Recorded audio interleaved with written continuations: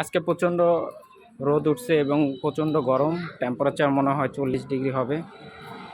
আর তার ভিতরে একটু পর পর লোডশেডিং হচ্ছে।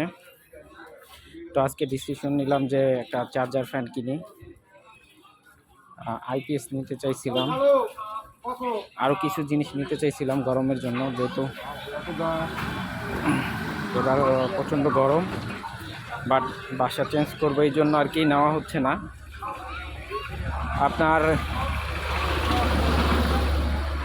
সাদিয়া রাজি হচ্ছে না মূলত, এই জন্য আর কি নিচ্ছি না। দেখা যাক, বাসা চেঞ্জ করি, তারপর নতুন করে সেট আপ করবো।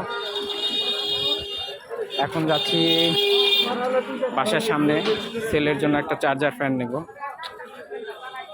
যেহেতু ডাক্তার বলছে ওকে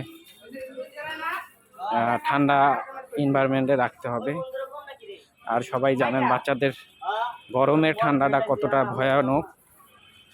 তো এই জন্য 6-7 হাজার টাকা গেলেও কোনো ব্যাপার না, আজকে একটা চার্জার ফ্যান নিয়ে নেই, এই আর কি। এই তো চলে আসছি দোকানের সামনে, এখন আমরা দোকানে ঢুকবো।